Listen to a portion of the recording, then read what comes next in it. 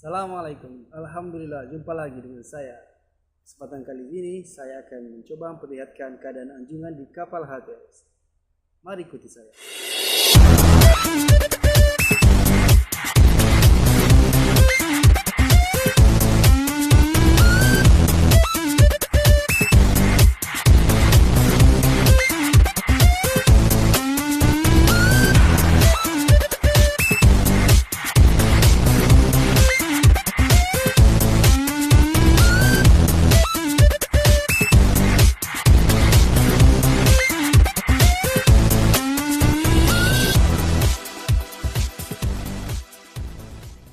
Oke, pertama kita mulai dari steering.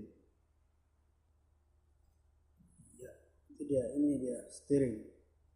Kalau steeringnya, kalau mau nyalain kita pencet nih. Pompa nomor 1, pompa nomor 1, pompa nomor 2, juga pompa nomor 2. Kalau mau nyala nanti ada lampunya nyala kayak gini. Ini tandanya lampu mati nih, stop. Pump 1 stop. Ini steeringnya. Ini kalau mau pindah ke auto yang ini hand steering. Kemudian ini joystick. Ini kalau mau pencet auto pencet ini, kemudian pencet juga auto yang di sini autonya. Ini yang manual. Ini radar angle-nya. Kadang kalau kapten bilang kanan 10, kiri 10, kanan 5, tengah-tengah midship, gitu. Di sini ada 2 radarnya. Oke, selanjutnya ini echo sounder. Echo sounder ini alat untuk mengetahui berapa kedalaman laut di bawah keel kapal atau lunas kapal. Ini stand thruster. Di sini cara ngidupin stand thrusternya kita mulai dari start prop motor. Setelah 4 menit baru kita pencet start ini. Itu indikatornya. Stand thruster. Ini emergency stopnya. Kemudian kita lanjut dengan bow thruster. Kurang lebih sama ya bow thruster. Thruster di sini pertama kalau mau hidupin kita telepon dulu ke kamar mesin, minta start bow thruster gitu. Situ chief engineer atau engineer officer mereka akan menyiapkannya. Dia bilang oke, baru kita mulai start. Power ini. Setelah ini ditunggu sekitar 2 menit. Ini bacaannya di sini. Nah, ini DP di sini.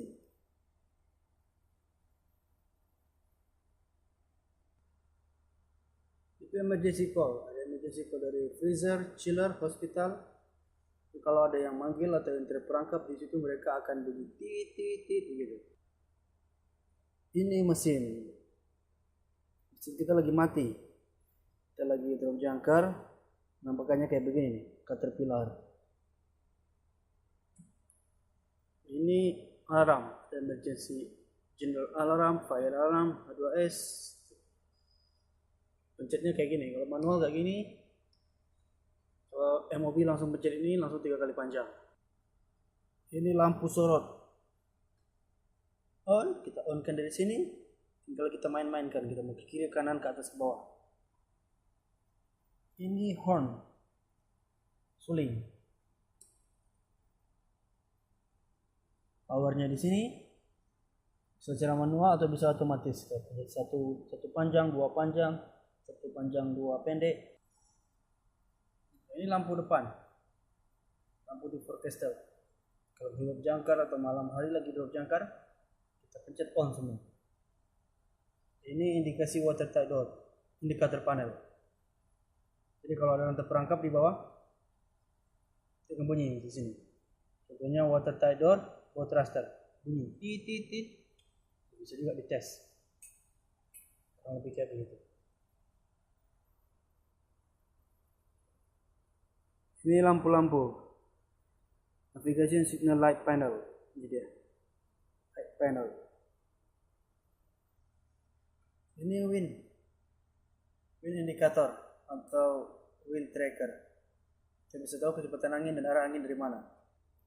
Oke, selanjutnya ini dia mesin atau telegrafnya kalau di kapal besar, bisa maju bisa mundur. Ini kita bisa tahu indikator tachyometernya berapa, kiri port side, yang ini starboard side. Kita bisa start engine, nanti kita minta take over command dari sini. Kita punya dua mesin.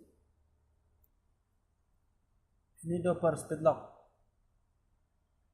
Nah, ini alat untuk mengetahui angin dari mana, arus dari mana, kecepatannya berapa, alur kita berapa. Ini sangat berguna ketika kita rate move.